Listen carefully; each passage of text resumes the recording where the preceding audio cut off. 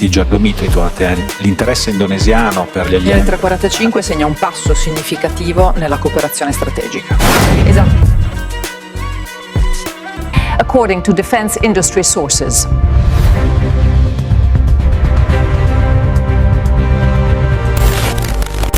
Indonesia kembali menjadi sorotan dalam dinamika pengadaan alat utama sistem persenjataan, Alutsista. Kali ini, nama jet latih lanjut Leonardo M345 buatan Italia mencuat setelah muncul kabar bahwa Indonesia tengah mempertimbangkan platform tersebut untuk kebutuhan TNI Angkatan Udara. Di saat fokus publik tertuju pada Rafale, Kan, dan jet tempur generasi 5, muncul kabar mengejutkan, Indonesia TNI AU tengah melirik jet M345 buatan Italia. Leonardo M345 merupakan jet latih lanjut generasi baru yang dirancang untuk menjembatani pelatihan pilot dari pesawat latih dasar menuju jet tempur garis depan.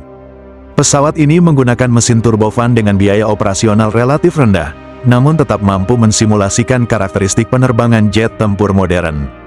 Meski dapat dipersenjatai secara terbatas, M345 bukanlah jet tempur, melainkan difokuskan untuk meningkatkan kualitas dan jam terbang pilot sebelum mengoperasikan pesawat tempur seperti F-16, Rafale, atau platform generasi lanjutan di masa depan. Mencuatnya nama Indonesia dalam isu M345 tidak lepas dari semakin eratnya kerjasama pertahanan Indonesia-Italia dalam beberapa tahun terakhir. Kedua negara diketahui tengah menjajaki berbagai program alutsista, termasuk pesawat udara dan kapal perang. Kementerian Pertahanan menegaskan bahwa pembahasan dengan Italia masih bersifat eksploratif, tanpa komitmen pembelian. Pemerintah menekankan setiap pengadaan alutsista harus melalui proses kajian mendalam, mempertimbangkan kebutuhan operasional, anggaran, serta manfaat jangka panjang bagi pertahanan nasional. Dalam konteks TNI AU, keberadaan jet latih lanjut memiliki peran strategis. Bertambahnya jenis pesawat tempur yang dioperasikan Indonesia menuntut sistem pelatihan yang lebih efisien, berkelanjutan, dan berbiaya terkendali. Jet latih seperti M345 dipandang mampu menekan biaya jam terbang pesawat tempur utama, meningkatkan intensitas latihan pilot, memperpanjang usia pakai armada tempur. Dengan kata lain, penguatan sistem pelatihan dinilai sama pentingnya dengan pengadaan jet tempur baru. Selain M345, Indonesia juga dikaitkan dengan jet Leonardo M346, yang memiliki kemampuan lebih luas hingga peran tempur ringan. Namun, kedua pesawat ini memiliki fungsi berbeda. M345 difokuskan sebagai jet latih lanjut berbiaya rendah, sementara M346 menawarkan kemampuan yang lebih kompleks dengan biaya operasional lebih tinggi. Pengamat menilai, keduanya tidak saling meniadakan, dan bisa saja menjadi bagian dari strategi bertahap jika pemerintah memutuskan untuk memperkuat ekosistem pelatihan udara nasional.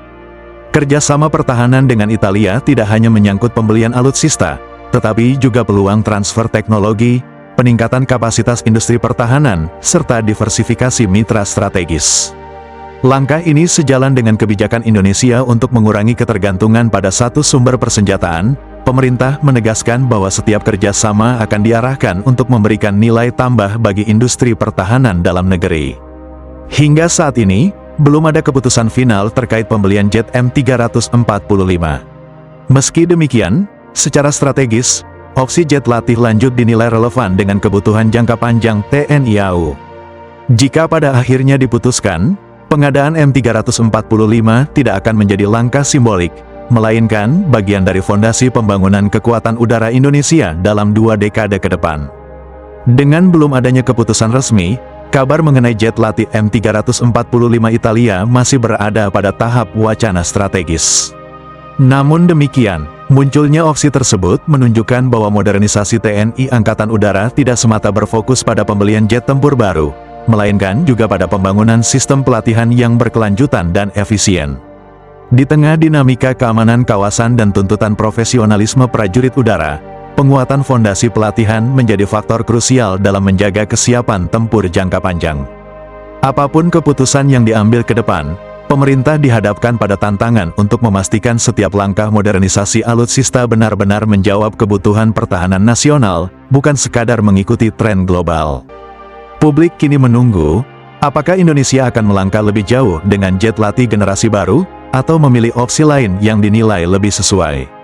Yang jelas, arah kebijakan pertahanan udara Indonesia tengah memasuki fase penataan ulang yang akan menentukan kekuatan TNI AU di masa depan. Kalau menurut kalian ada data yang perlu dikoreksi, sudut pandang lain yang lebih tajam, atau analisis yang belum kami bahas, silakan tulis koreksi dan pendapat kalian di kolom komentar. Kami sangat berterima kasih dan mempertimbangkan setiap masukan. Jangan lupa like jika konten ini menambah wawasan, share agar diskusinya makin luas, dan subscribe supaya tidak ketinggalan analisis strategis berikutnya. Jayalah Indonesiaku! Show up. I don't ever slow up, no I don't take sh**. I got no love for the fakeness. If you wanna play tough and wanna hate this, I'll always show up and make a statement. I don't ever slow up, no